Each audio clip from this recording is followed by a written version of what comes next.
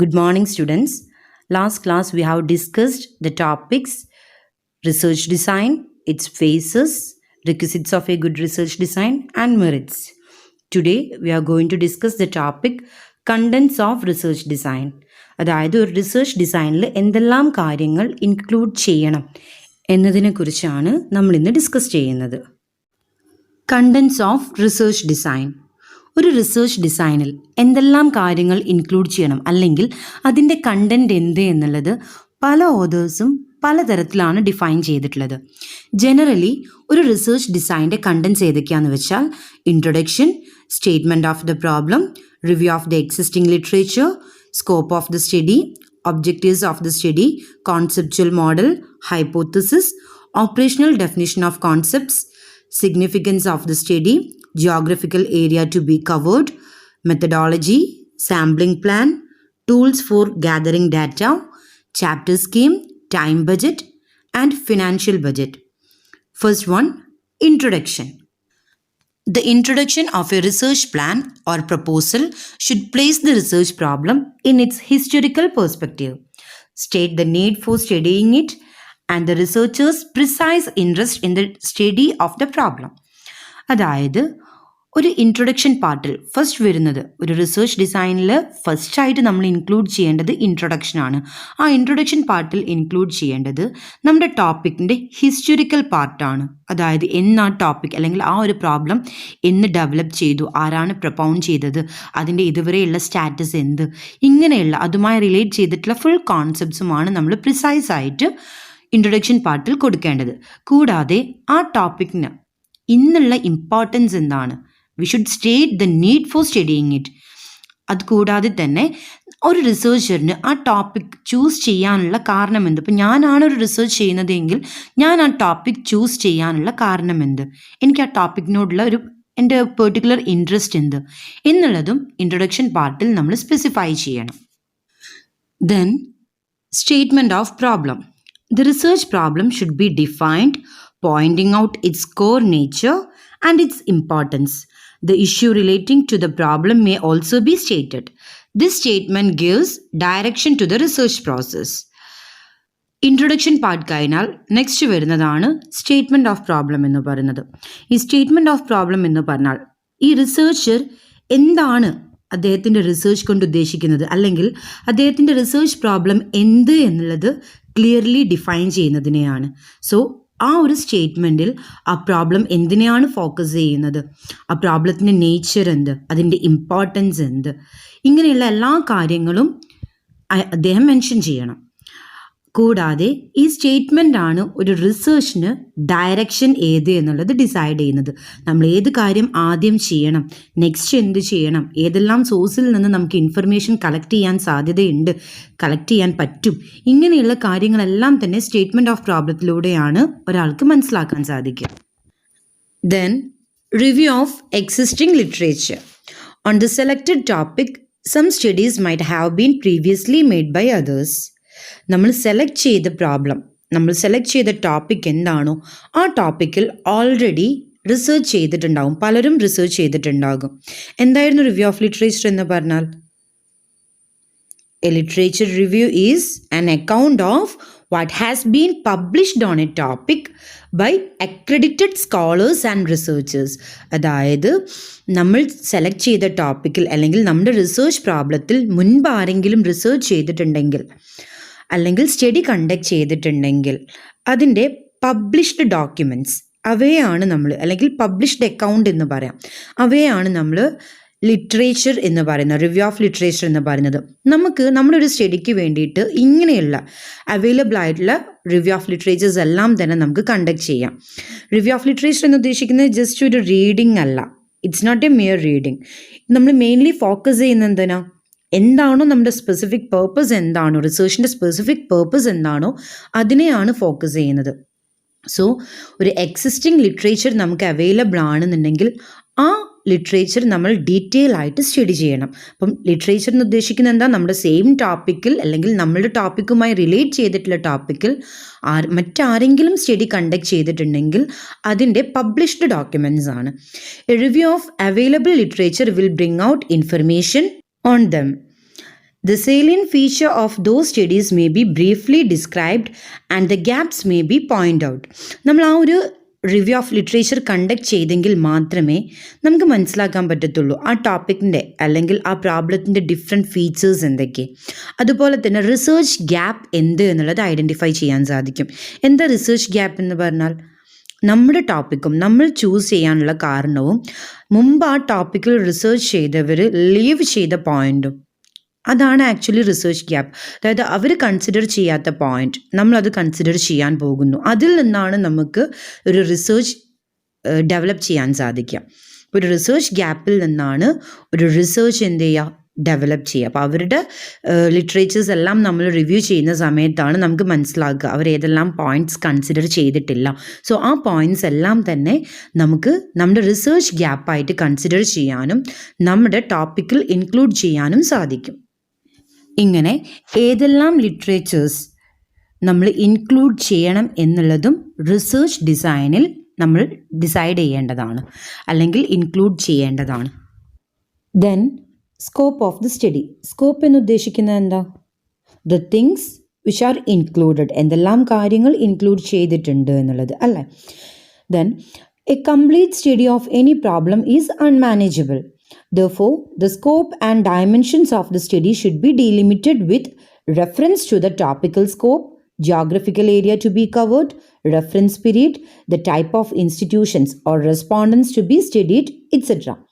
നമുക്കറിയാം ഒരു സ്റ്റഡി എന്ന് പറയുന്നത് നമുക്ക് ഏതൊരു ടോപ്പിക്കിനെ കുറിച്ചിട്ടാണെങ്കിലും ഒരു കംപ്ലീറ്റ് സ്റ്റഡി നമുക്ക് കണ്ടക്ട് ചെയ്യാൻ സാധിക്കില്ല. അതിൻ്റേതായിട്ടുള്ള ലിമിറ്റേഷൻസ് ഉണ്ട്. സോ നമ്മുടെ സ്റ്റഡിയിൽ എന്തെല്ലാം കാര്യങ്ങൾ ഇൻക്ലൂഡ് ചെയ്യണം എന്നത് നമ്മൾ ഓൾറെഡി ഡിസൈഡ് ചെയ്യേണ്ടതാണ്. സോ നമ്മൾ എന്ത് ചെയ്യുക, ഒരു റിസർച്ച് സ്റ്റാർട്ട് ചെയ്യുന്ന സമയത്ത് അല്ലെങ്കിൽ റിസർച്ച് പ്ലാൻ പ്രിപ്പയർ ചെയ്യുന്ന സമയത്ത് ഏതെല്ലാം ജോഗ്രഫിക്കൽ ഏരിയ ആണ് നമ്മൾ കവർ ചെയ്യേണ്ടത്, എത്ര റെസ്പോണ്ടൻസിനെ ഇൻക്ലൂഡ് ചെയ്യണം, ആ റെസ്പോണ്ടൻസ് എവിടെ നിന്നെല്ലാം നമ്മൾ ചൂസ് ചെയ്യണം, അതുപോലെ തന്നെ നമ്മുടെ ടൈം പീരീഡ് എത്ര, റിസർച്ച് പീരീഡ് എത്ര, ഇങ്ങനെയുള്ള കാര്യങ്ങളെല്ലാം കൺസിഡർ ചെയ്തിട്ടായിരിക്കണം നമ്മുടെ സ്കോപ്പ് ഡിസൈഡ് ചെയ്യേണ്ടത്. ചില കാര്യങ്ങൾ നമ്മൾ എന്ത് ചെയ്യണം, ഒരു ലിമിറ്റ് കൊടുക്കേണ്ടി വരും. ആ ലിമിറ്റിനനുസരിച്ചിട്ടായിരിക്കണം നമ്മുടെ എല്ലാ ആക്ടിവിറ്റീസും റിസർച്ച് റിലേറ്റഡ് ആയിട്ടുള്ള എല്ലാ കാര്യങ്ങളും കണ്ടക്ട് ചെയ്യേണ്ടത്. Then objectives of the study. ഒരു റിസർച്ച് ഡിസൈനിൽ ഇമ്പോർട്ടൻ്റ് ആയിട്ട് ഇൻക്ലൂഡ് ചെയ്യേണ്ട മെയിൻ പോയിൻ്റ് ആണ് ഒബ്ജക്റ്റീവ്സ് ഓഫ് ദി സ്റ്റഡി എന്ന് പറയുന്നത്. ഒബ്ജക്റ്റീവ്സ് എന്ന് പറഞ്ഞാൽ എന്താ? എയിം അല്ലേ, അല്ലെങ്കിൽ പേർപ്പസ്. നമ്മൾ എന്തിനു വേണ്ടിയിട്ടാണ് ഈ റിസർച്ച് കണ്ടക്ട് ചെയ്യുന്നത് എന്നുള്ളത് ഒബ്ജക്റ്റീവ്സിൽ ക്ലിയർലി മെൻഷൻ ചെയ്തിരിക്കണം. The specific objectives of the study should be stated clearly. These refer to the questions to which the researcher proposes to seek answers through the study. അതായത് ഈ ഒബ്ജക്റ്റീവ്സ് എന്ന് ഉദ്ദേശിക്കുന്നത് എന്താ? നമ്മുടെ സ്പെസിഫിക് പേർപ്പസ് ആണ് അല്ലെങ്കിൽ എയിമാണ്. നമ്മൾ ഈ ഒബ്ജക്റ്റീവ്സിലൂടെയാണ് നമ്മൾ ഉദ്ദേശിക്കുന്ന ക്വസ്റ്റ്യൻസിന്, നമ്മുടെ റിസർച്ച് ക്വസ്റ്റ്യൻസിന് ആൻസേഴ്സ് ഫൈൻഡ് ഔട്ട് ചെയ്യേണ്ടത്. നമ്മൾ ഏത് ക്വസ്റ്റ്യൻസ് ആണോ, എന്ത് ക്വസ്റ്റ്യൻസ് ആണ് നമ്മൾ കളക്ട് ചെയ്യേണ്ടത്, അല്ലെങ്കിൽ ആൻസേഴ്സ് ഏതെല്ലാം തരത്തിലുള്ള ആൻസേഴ്സ് നമ്മൾ കളക്ട് ചെയ്യണം. ഈ ആൻസേഴ്സ് കളക്ട് ചെയ്യണമെങ്കിൽ ആദ്യം നമ്മൾ എന്ത് പ്രിപ്പയർ ചെയ്യണം? ക്വസ്റ്റ്യൻസ് പ്രിപ്പയർ ചെയ്യണം. ഈ ക്വസ്റ്റ്യൻസ് എല്ലാം തന്നെ എന്തിനെ ബേസ് ചെയ്തിട്ടാണുള്ളത്? ഈ റിസർച്ച് ഒബ്ജക്റ്റീവ്സിനെ ബേസ് ചെയ്തിട്ടാണുള്ളത്. സോ ഒബ്ജക്റ്റീവ്സ് എപ്പോഴും ക്ലിയർലി സ്പെസിഫൈ ചെയ്തിരിക്കണം, സ്റ്റേറ്റ് ചെയ്തിരിക്കണം. Then conceptual model. Next important part of research design is conceptual model. This section is the heart of the research plan. This is where the researcher formulates and develops the structure of relationships among the variables he is investigating. Conceptual model എന്ന് പറഞ്ഞാൽ actually concepts ആണ്. അതായത് നമുക്കറിയാം, ഇപ്പം നമ്മളൊരു topic choose ചെയ്യുന്നു, job satisfaction ആണ് topic. ഈ ജോബ് സാറ്റിസ്ഫാക്ഷനിൽ ഈ ടോപ്പിക്കിൽ വരാൻ ചാൻസ് ഉള്ള വാരിയബിൾസ് ഏതൊക്കെയാണ്? Work environment, employee-employer relationship, grievance, performance appraisal, training and development, salary, other benefits, motivations അല്ലേ. ഇങ്ങനെയുള്ള ഡിഫറെൻറ്റ് വാരിയബിൾസ് നമുക്ക് എവിടെ നിന്നാണ് മനസ്സിലാക്കാൻ പറ്റുക? ഈ ജോബ് സാറ്റിസ്ഫാക്ഷൻ എന്ന ടോപ്പിക്കിനെ കുറിച്ചിട്ടുള്ള ഡിഫറെൻറ്റ് കോൺസെപ്റ്റ്സ് നമ്മൾ റീഡ് ചെയ്യുമ്പോൾ അല്ലെങ്കിൽ നമ്മൾ സ്റ്റഡി ചെയ്യുമ്പോഴാണ് നമുക്ക് ഇത്രയും വാരിയബിൾസ് ഇതിൽ ഇൻക്ലൂഡഡ് ആണ് എന്നുള്ള കാര്യം ഐഡൻറ്റിഫൈ ചെയ്യാൻ സാധിക്കുക. സോ നമ്മുടെ ടോപ്പിക് എന്താണോ ആ ടോപ്പിക്കിൻ്റെ കോൺസെപ്ച്വൽ മോഡൽ നമ്മൾ ഫ്രെയിംവർക്ക് ചെയ്തിരിക്കണം, ഫോർമുലേറ്റ് ചെയ്തിരിക്കണം. ഇതിൽ നിന്നാണ് നമ്മൾ ഒരു സ്ട്രക്ചർ തന്നെ, അതായത് ഏതെല്ലാം വാരിയബിൾസ് നമ്മൾ ഇൻക്ലൂഡ് ചെയ്യണം, ആ വാരിയബിൾസിനെ കുറിച്ചിട്ടൊക്കെ നമ്മൾ സ്റ്റഡി ചെയ്യണം. അപ്പോൾ ആ വാരിയബിൾസിനെ കുറിച്ച് സ്റ്റഡി ചെയ്യണമെങ്കിൽ നമ്മൾ അതുമായി റിലേറ്റ് ചെയ്തിട്ടുള്ള ക്വസ്റ്റ്യൻസ് പ്രിപ്പയർ ചെയ്യണം. ഇങ്ങനെയുള്ള ഒരുപാട് കാര്യങ്ങൾ ചെയ്യേണ്ടതുണ്ട് അല്ലേ. സോ കോൺസെപ്ച്വൽ മോഡൽ ഏതാണ്, അതായത് തിയററ്റിക്കൽ ഫ്രെയിംവർക്ക് ഏത് എന്നുള്ളത് നമ്മൾ എന്ത് ചെയ്യുക, ഡിസൈഡ് ചെയ്യുക. ഏതെല്ലാം തിയറീസ് ആണ് നമ്മൾ ഇൻക്ലൂഡ് ചെയ്യേണ്ടത് എന്നുള്ളതെല്ലാം തന്നെ നമ്മൾ ഓൾറെഡി ഡിസൈഡ് ചെയ്യണം. എന്നിട്ട് നമ്മുടെ റിസർച്ച് ഡിസൈനിൽ അവയെല്ലാം തന്നെ ഇൻക്ലൂഡ് ചെയ്യുകയും വേണം. നെക്സ്റ്റ്, നമ്മുടെ റിസർച്ച് ഡിസൈനിൽ ഇൻക്ലൂഡ് ചെയ്യേണ്ടതാണ് ഹൈപ്പോത്തസിസ്. അതായത് ഹൈപ്പോത്തസിസ് എന്താണെന്നുള്ളത് നമ്മൾ ഓൾറെഡി പഠിച്ച കാര്യമാണ്. ഹൈപ്പോത്തസിസ് എന്ന് പറഞ്ഞാൽ എന്തായിരുന്നു? അസംഷൻസ് ആണ് അല്ലേ. അല്ലെങ്കിൽ this are the possible answers or outcomes to the research questions. നമ്മുടെ റിസർച്ച് ക്വസ്റ്റ്യൻസിൻ്റെ പോസിബിൾ ആൻസേഴ്സ് അല്ലെങ്കിൽ ഔട്ട്കംസിനെയാണ് ഹൈപ്പോത്തസിസ് എന്ന് പറയുന്നത്. These are logically deduced from the theoretical framework. നമ്മൾ തിയററ്റിക്കൽ ഫ്രെയിംവർക്കിൽ നിന്നാണ് അസംഷൻസ് എല്ലാം തന്നെ അല്ലെങ്കിൽ ഹൈപ്പോത്തസിസ് എല്ലാം തന്നെ ക്രിയേറ്റ് ചെയ്യുന്നത്. നമ്മൾ ഏതെല്ലാം ക്വസ്റ്റ്യൻസ് ഫോർമുലേറ്റ് ചെയ്തിട്ടുണ്ടോ ആ ക്വസ്റ്റ്യൻസിനെല്ലാം തന്നെ ഹൈപ്പോത്തസിസ് ഉണ്ടായിരിക്കും. അതൊരു ഒറിജിനൽ ഹൈപ്പോത്തസിസ്, അതായത് നൾ ഹൈപ്പോത്തസിസും ഉണ്ടായിരിക്കും, ഓൾട്ടർനേറ്റീവ് ഹൈപ്പോത്തസിസും ഉണ്ടായിരിക്കും. നൾ ഹൈപ്പോത്തസിസ് ആക്സെപ്റ്റ് ചെയ്യുകയാണെന്നുണ്ടെങ്കിൽ ഓൾട്ടർനേറ്റീവ് ഹൈപ്പോത്തസിസ് റിജക്റ്റ് ചെയ്യും, ആൻഡ് വൈസ് വേഴ്സ. നമ്മൾ റിസർച്ച് ഡിസൈനിൽ നമ്മുടെ ഹൈപ്പോത്തസിസ് ഏതൊക്കെ, അതായത് നൾ ഹൈപ്പോത്തസിസ് ഏതൊക്കെ, ഓൾട്ടർനേറ്റീവ് ഹൈപ്പോത്തസിസ് ഏതൊക്കെ എന്നുള്ളത് നമ്മൾ ക്ലിയർലി മെൻഷൻ ചെയ്തിരിക്കണം.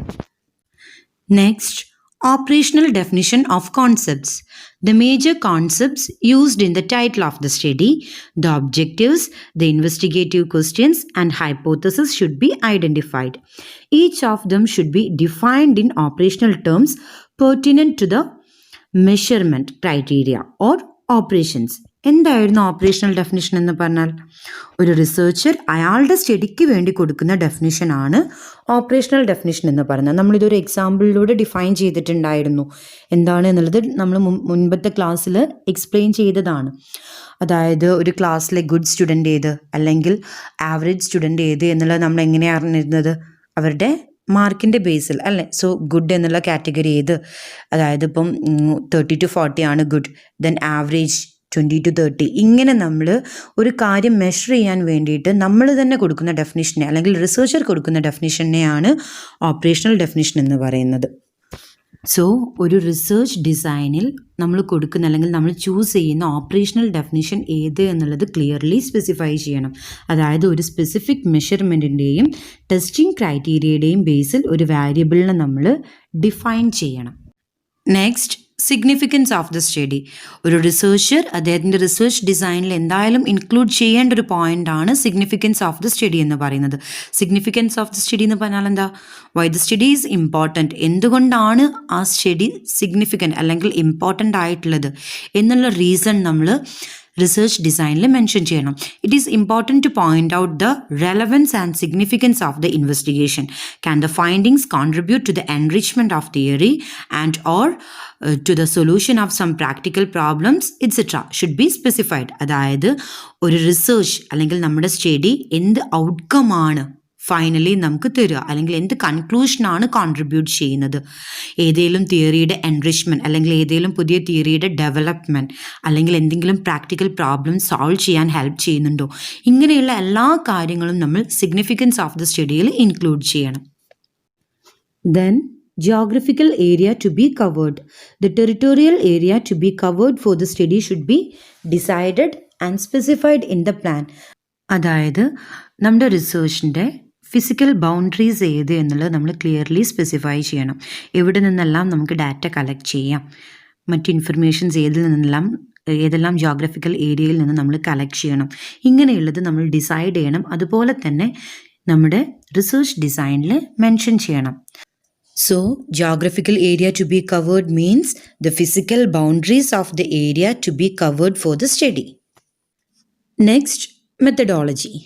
In this section, the overall typology of the design, that is experimental, descriptive, survey, case study or historical study specified. Further, the methods to be adopted for collection of data, observation, interviewing or mailing are specified. അതായത് നമ്മുടെ സ്റ്റഡിക്ക് വേണ്ടിയിട്ട് ഏതെല്ലാം methods ആണ് നമ്മൾ data കളക്ഷനും അനാലിസിസിനും എല്ലാം use ചെയ്യുന്നത് എന്നുള്ളത് ഈ പാർട്ടിൽ നമ്മൾ അല്ലെങ്കിൽ ഈ സെക്ഷനിൽ സ്പെസിഫൈ ചെയ്യണം. നമ്മൾ യൂസ് ചെയ്യുന്ന മെത്തേഡ്സ് നമ്മുടെ സ്റ്റഡിയുടെ നേച്ചറിനെ ബേസ് ചെയ്തിരിക്കും. സോ ആദ്യം തന്നെ ഏത് ടൈപ്പ് സ്റ്റഡിയാണ് കണ്ടക്ട് ചെയ്യുന്നത്, എക്സ്പെരിമെൻ്റൽ ആണോ, ഡിസ്ക്രിപ്റ്റീവ് ആണോ, എക്സ്പ്ലോറേറ്ററി ആണോ എന്നുള്ളത് സ്പെസിഫൈ ചെയ്യാം.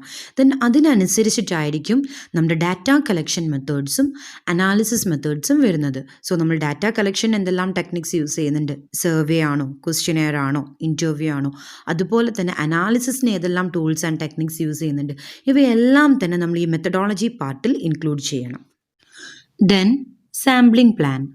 If the study requires collection of primary data from the field, the universe should be delineated and the methods of sampling to be used for drawing the sample from the universe and the sample size must be stated. ഇങ്ങനെ പറയുമ്പോൾ ഒന്നും മനസ്സിലാവില്ല, എന്നാലും sampling plan നമ്മൾ already എത്രയോ കേട്ടിട്ടുള്ള കാര്യമാണ്. Sample എന്താണ്, യൂണിവേഴ്സ് എന്താണ് എന്നൊക്കെ അല്ലേ. എന്തായിരുന്നു യൂണിവേഴ്സ് എന്ന് പറഞ്ഞാൽ, എപ്പോഴാണ് ഇതിൻ്റെ ആവശ്യം വരുന്നത്, യൂണിവേഴ്സിൻ്റെയും സാമ്പിളിൻ്റെയും ഒക്കെ? നമ്മൾ സെക്കൻഡറി ഡാറ്റയാണ് യൂസ് ചെയ്യുന്നതെന്നുണ്ടെങ്കിൽ ഇതിൻ്റെ ഒന്നും ആവശ്യമില്ല. സെക്കൻഡറി ഡാറ്റ എന്ന് പറഞ്ഞാൽ ഓൾറെഡി കളക്ട് ചെയ്ത ഡാറ്റയാണ്. Somebody collected for their purpose, for their study purpose. ഇനി പ്രൈമറി ഡാറ്റ എന്ന് പറഞ്ഞാൽ എന്താ? It is the original data collected by the researcher himself or herself for first time. ഞാൻ എൻ്റെ സ്റ്റഡിക്ക് വേണ്ടി കളക്ട് ചെയ്യുന്ന ഡാറ്റയാണ് പ്രൈമറി ഡാറ്റ. നമ്മുടെ റിസർച്ചിൽ പ്രൈമറി ഡാറ്റയുടെ ആവശ്യം വരികയാണെങ്കിൽ നമ്മൾ സാമ്പിൾസിലൂടെയാണ് ആ ഡാറ്റ കളക്ട് ചെയ്യുക. ഒരു യൂണിവേഴ്സിനെ കുറിച്ചിട്ട്, ഏതിനെ കുറിച്ചിട്ടാണോ നമ്മൾ പഠിക്കുന്നത്, ആ യൂണിവേഴ്സിനെ കുറിച്ച് പഠിക്കാൻ വേണ്ടിയിട്ട് നമ്മൾ സാമ്പിൾസിലൂടെയാണ് ഡാറ്റ കളക്ട് ചെയ്യുക. ഈ സാമ്പിൾസിന് നമ്മൾ ചൂസ് ചെയ്യണമെങ്കിൽ ആദ്യം യൂണിവേഴ്സ് ഏതാണ് എന്നുള്ളത് സ്പെസിഫൈ ചെയ്യണം. യൂണിവേഴ്സ് സ്പെസിഫൈ ചെയ്തെങ്കിൽ മാത്രമേ നമുക്ക് സാമ്പിൾസ് ഏത് എന്നുള്ളത് ഐഡൻറ്റിഫൈ ചെയ്യാൻ സാധിക്കത്തുള്ളൂ. നമുക്ക് ആദ്യം യൂണിവേഴ്സ് എന്താണെന്നുള്ളത് നോക്കാം. നമ്മൾ ഓൾറെഡി പറഞ്ഞതാണ്, എങ്കിലും the universe means all survey elements that qualify four inclusion in the research study. നമ്മുടെ സർവേ എലമെൻറ്റ്സ്, എല്ലാ സർവേ എലമെൻറ്റ്സിനെയും നമ്മുടെ റിസർച്ചിൽ ഇൻക്ലൂഡ് ചെയ്യാൻ പറ്റുന്ന എല്ലാ സർവേ എലമെൻറ്റ്സിനെയുമാണ് യൂണിവേഴ്സ് എന്ന് പറയാം. ഈ യൂണിവേഴ്സിലുള്ള എല്ലാ എലമെൻറ്റ്സിൽ നിന്നും ഡാറ്റ കളക്ട് ചെയ്യുക എന്ന് പറയുന്നത് പോസിബിൾ അല്ല. സോ നമ്മൾ എന്ത് ചെയ്യും, ആ യൂണിവേഴ്സിനെ റെപ്രസെൻ്റ് ചെയ്യുന്ന ചെറിയൊരു പാർട്ട് എടുക്കും. ആ പാർട്ടിനെയാണ് സാമ്പിൾസ് എന്ന് പറയുന്നത്. ഈ സാമ്പിൾസിലൂടെയാണ് നമ്മൾ എന്ത് ചെയ്യുക, ഡാറ്റ കളക്ട് ചെയ്യുക. ഓക്കെ, ഇങ്ങനെ ഏതാണ് നമ്മുടെ യൂണിവേഴ്സ്, ആ യൂണിവേഴ്സിൽ നിന്ന് ഏത് മെത്തേഡിലൂടെയാണ് സാമ്പിളിനെ ചൂസ് ചെയ്യുന്നത്, റാൻഡം സാമ്പിളിംഗ് മെത്തേഡാണോ, നോൺ റാൻഡം സാമ്പിളിംഗ് മെത്തേഡാണോ, ഇതൊക്കെ നമുക്ക് ഡീറ്റെയിൽ ആയിട്ട് പിന്നീട് പഠിക്കാനുണ്ട്. അപ്പോൾ ഇതിൽ ഏത് മെത്തേഡ് ചൂസ് ചെയ്തിട്ടാണ് നമ്മുടെ സാമ്പിളിനെ ചൂസ് ചെയ്യുന്നത്, നമ്മുടെ സാമ്പിളിൽ എത്ര എലമെൻറ്റ്സ് ഉണ്ട്, എത്ര നമ്പർ, അതായത് സൈസ് ഓഫ് സാമ്പിൾ എന്ത്, ഇങ്ങനെയുള്ള കാര്യങ്ങളൊക്കെ നമ്മൾ റിസർച്ച് ഡിസൈനിൽ സ്പെസിഫൈ ചെയ്യണം. സപ്പോസ് നമ്മുടെ കോളേജിലുള്ള സ്റ്റുഡൻസിൻ്റെ ഓൺലൈൻ ഷോപ്പിംഗ് ഹാബിറ്റിനെ കുറിച്ചിട്ടാണ് നമ്മളൊരു സ്റ്റഡി കണ്ടക്ട് ചെയ്യാൻ പോകുന്നത്. സോ നമുക്കറിയാം നമ്മുടെ കോളേജിൽ എത്ര സ്റ്റുഡൻസ്, മോർ ദാൻ 800 സ്റ്റുഡൻസ് ഉണ്ട് അല്ലേ. ഈ 800 സ്റ്റുഡൻസിൽ നിന്നും ഇൻഫർമേഷൻ കളക്ട് ചെയ്യുക എന്ന് പറയുന്നത് പോസിബിൾ ആണോ? അല്ല. സോ ഈ 800 സ്റ്റുഡൻസ് ആണ് നമ്മുടെ സ്റ്റഡിയുടെ പോപ്പുലേഷൻ എന്ന് പറയുന്നത്. ദെൻ ആ 800 സ്റ്റുഡൻസിൽ നിന്നും നമ്മൾ കുറച്ച്, അതായത് ഒരു 200 or 300 സ്റ്റുഡൻസിന് ഒരു പെർട്ടിക്കുലർ ഫോർമുല വെച്ചിട്ട് 800 ആകുമ്പോൾ നമ്മൾ അതിനനുസരിച്ചിട്ട് സാമ്പിൾ സൈസ് ചൂസ് ചെയ്യാനുള്ളൊരു ഫോർമുലയുണ്ട്. ആ ഫോർമുലയൊക്കെ വെച്ച് നമ്മൾ എന്ത് ചെയ്യും, എത്രയാണ് നമ്മുടെ സാമ്പിൾ സൈസ് എന്നുള്ളത് മനസ്സിലാക്കി അത്രയും സ്റ്റുഡൻസിൽ നിന്ന് ഡാറ്റ കളക്ട് ചെയ്യും. സോ നമ്മൾ എത്ര സ്റ്റുഡൻസിൽ നിന്നാണോ ഡാറ്റ കളക്ട് ചെയ്യുന്നത്, ആ നമ്പർ ഓഫ് സ്റ്റുഡൻസ് ആണ് നമ്മുടെ സാമ്പിൾ സൈസ് എന്ന് പറയുന്നത്, നമ്മുടെ സാമ്പിൾസ് എന്ന് പറയുന്നത്. ഓക്കെ, അപ്പം ഇങ്ങനെയുള്ള സാമ്പിളിംഗ് പ്ലാൻ എന്ത് എന്നുള്ളത് നമ്മുടെ റിസർച്ച് ഡിസൈനിൽ ക്ലിയർലി സ്പെസിഫൈ ചെയ്യണം. Then, tools for gathering data. In this section, the tools to be used for gathering data, that is interview schedule or questionnaire or checklist, etc. are listed and each of them is described. The tools chosen should be appropriate to the methods to be adopted for gathering data.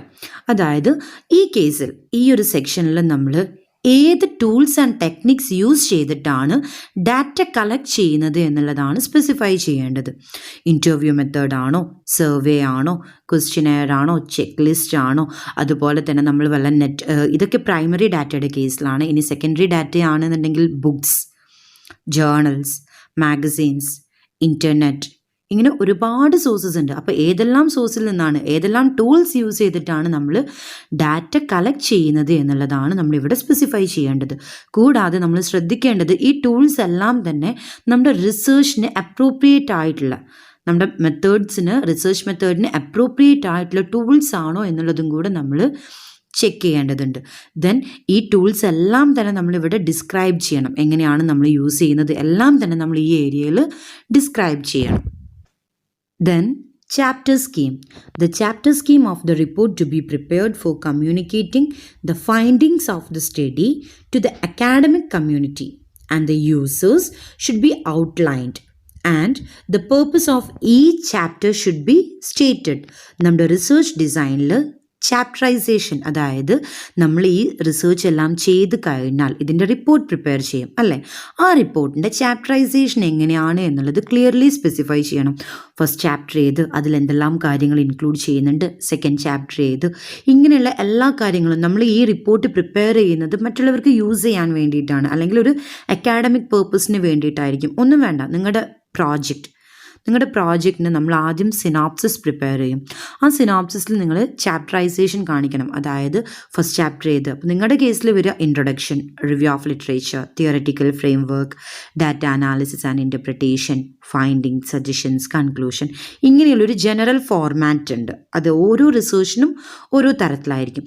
So നമ്മൾ ആ ഒരു format, നമ്മുടെ ചാപ്റ്ററൈസേഷൻ എങ്ങനെയെന്നുള്ളത് research ഡിസൈനിൽ outline ചെയ്തിരിക്കണം.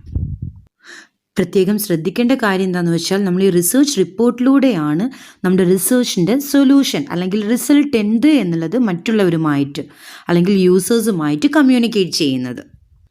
Then time budget. The time period required for each stage of work and the total time duration of the study are specified. Time budget എന്ന് പറഞ്ഞാൽ ഒന്നുമില്ല, അതായത് നമുക്കൊരു റിസർച്ച് കംപ്ലീറ്റ് ചെയ്യാൻ എത്ര ടൈം വേണം എന്നുള്ളത് ഓൾറെഡി സ്പെസിഫൈ ചെയ്യും. അതായത് റിസർച്ച് പീരീഡ് എത്രയെന്നുള്ളത്. ആ റിസർച്ച് പീരീഡിൽ തന്നെ ഓരോ സ്റ്റേജിനും, റിസർച്ച് വർക്കിലെ ഓരോ സ്റ്റേജിനും എത്ര ടൈം അലോക്കേറ്റ് ചെയ്യണം എന്നുള്ളതും നമ്മൾ ഡിസൈഡ് ചെയ്യണം. ഇപ്പോൾ സപ്പോസ് 1 year ആണെന്നുണ്ടെങ്കിൽ ഡാറ്റ കളക്ഷൻ എത്ര ടൈം, അനാലിസിസിന് എത്ര ടൈം, ഇങ്ങനെയുള്ളത് നമ്മൾ സ്പെസിഫൈ ചെയ്യണം. ഇതിനെയാണ് ടൈം ബജറ്റ് എന്ന് പറയുന്നത്. ഈ ടൈം ബജറ്റ് നമ്മുടെ റിസർച്ച് ഡിസൈനിൽ ഇൻക്ലൂഡ് ചെയ്യണം. Then, financial budget. This should include the estimate of the expected cost of the project under various major categories like salary, printing and stationery, postage, travel expenses etcetera. Financial budget എന്ന് ഉദ്ദേശിക്കുന്നത് നമ്മൾ already പറഞ്ഞതാണ്. ഒരു റിസർച്ചിൻ്റെ major limitation എന്ന് പറയുന്നത് limited ടൈമും limited ഫണ്ടുമാണ്. അപ്പോൾ ഒരു റിസർച്ച് കംപ്ലീറ്റ് ചെയ്യാൻ എത്ര ഫണ്ട് വേണം എന്നുള്ളത് നമ്മളൊരു എസ്റ്റിമേറ്റ് ചെയ്ത് വെക്കണം. എന്തിനു വേണ്ടിയിട്ടാണെന്ന് വെച്ചാൽ, ഒരു റിസർച്ചിൽ ഒരുപാട് ടൈം എടുക്കും, ഒരുപാട് വർക്കും എടുക്കും. നമ്മൾ പറഞ്ഞു, പേഷ്യൻസ് ഇല്ലാതെ, അതായത് ക്ഷമയില്ലാതെ ഒരിക്കലും കംപ്ലീറ്റ് ചെയ്യാൻ പറ്റാത്തൊരു വർക്കാണ് റിസർച്ച് എന്ന് പറയുന്നത്. അപ്പോൾ നമ്മൾ റിസർച്ചിന് വേണ്ടിയിട്ട് ചിലപ്പോൾ ഡാറ്റ കളക്ട് ചെയ്യാൻ മറ്റുള്ളവരെ അപ്പോയിൻറ്റ് ചെയ്യും, അനാലിസിസിന് മറ്റുള്ളവരെ ഡിപ്പെൻഡ് ചെയ്യേണ്ടി വരും. അപ്പോൾ അവർക്കൊക്കെ സാലറി കൊടുക്കേണ്ടി വരും. അതുപോലെ printing purpose, stationery, postage, travel expenses, നമുക്ക് ഡാറ്റ കളക്ഷന് ഒരുപാട് സ്ഥലത്ത് ട്രാവൽ ചെയ്യേണ്ടി വരും. സോ ട്രാവൽ എക്സ്പെൻസ് വരും. ഇതിനെല്ലാം തന്നെ ഫണ്ട് വേണം. സോ ഇതിനെല്ലാം ഒരു എസ്റ്റിമേറ്റ് അല്ലെങ്കിൽ ഒരു ബജറ്റ് നമ്മൾ പ്രിപ്പയർ ചെയ്യണം. ഈ ഫിനാൻഷ്യൽ ബജറ്റും നമ്മുടെ റിസർച്ച് ഡിസൈനിൽ ഇൻക്ലൂഡ് ചെയ്തിരിക്കണം. എങ്കിൽ മാത്രമേ നമുക്കൊരു റിസർച്ച് വർക്ക് ഇഫക്റ്റീവായിട്ട് കംപ്ലീറ്റ് ചെയ്യാൻ സാധിക്കത്തുള്ളൂ. Students, that's for today. See you in next class. Thank you.